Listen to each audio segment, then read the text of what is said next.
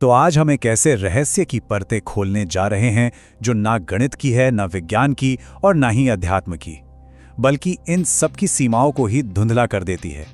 हम बात कर रहे हैं एक ऐसी आकृति की जो सिर्फ एक डिजाइन नहीं है, बल्कि जिसे ब्रह्मांड का ब्लूप्रिंट तक कहा जाता है। और ये कहानी ये शुरू होती है एक लगभग नामुमकिन पहेली से, एक ऐसी ज्यामितीय रचना जिसे बनाना एक तरह से असंभव माना जाता है।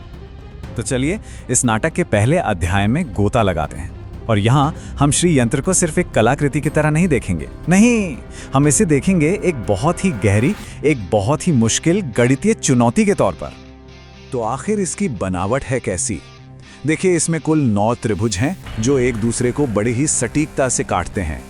इनमें से 4 का मुंह ऊपर की ओर है जो शिव यानी पुरुष ऊर्जा का प्रतीक है, और बाकी 5 वो नीचे की ओर इशारा करते हैं जो शक्ति यानी स्त्री ऊर्जा को दर्शाते हैं।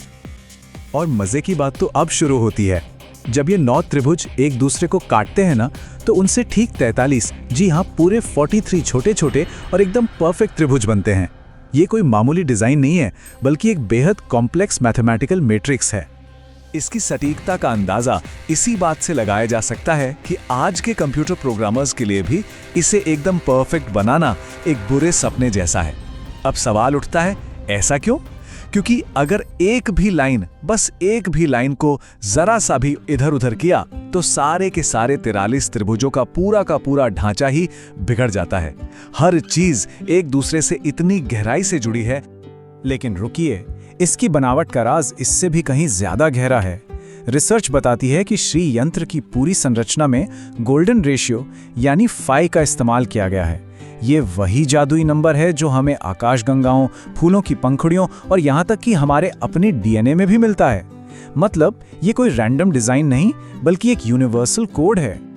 यहाँ तक तो सब ठीक है, ये गणित की एक शानदार पहेली लगती है।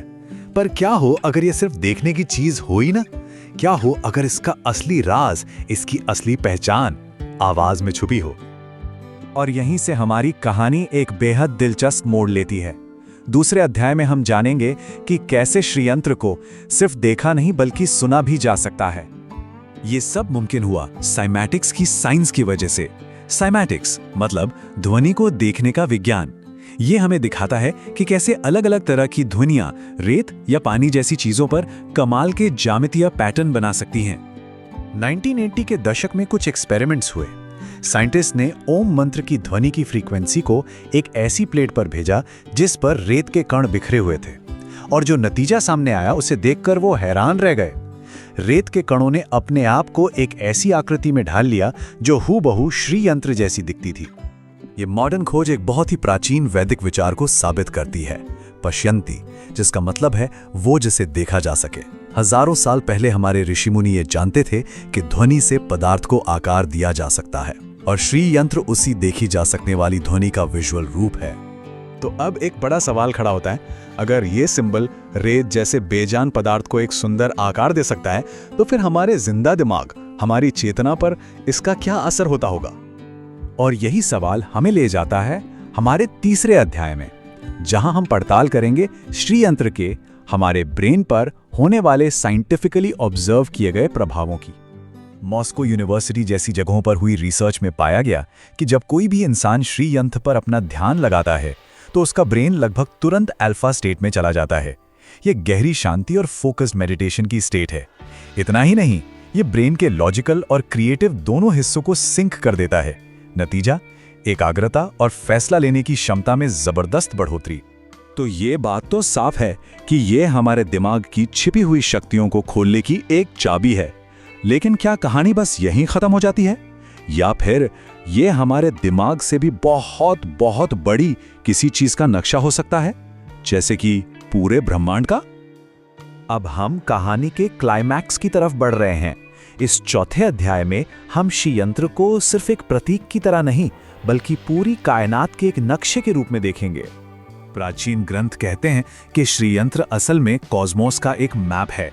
इसका जो सेंटर पॉइंट है, जिसे बिंदु कहते हैं, वो उस सिंगुलैरिटी को दिखाता है जहां से बिग बैंग हुआ था। फिर उससे बाहर निकलते हुए त्रिभुज समय और अंतरिक्ष के फैलाव को दिखाते हैं।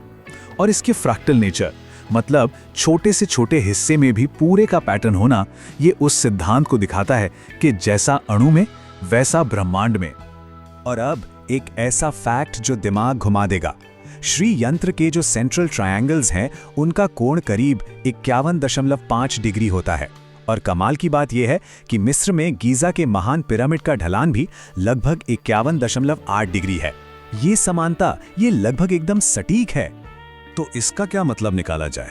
क्या हजारों किलोमीटर दूर बसी दो प्राचीन सभ्यताओं के बीच कोई सीक्रेट कनेक्शन था, या फिर ये कोई यूनिवर्सल नियम है, कोई डिवाइन इंजीनियरिंग का कोड जिसे दोनों कल्चर ने अलग अलग खोज निकाला?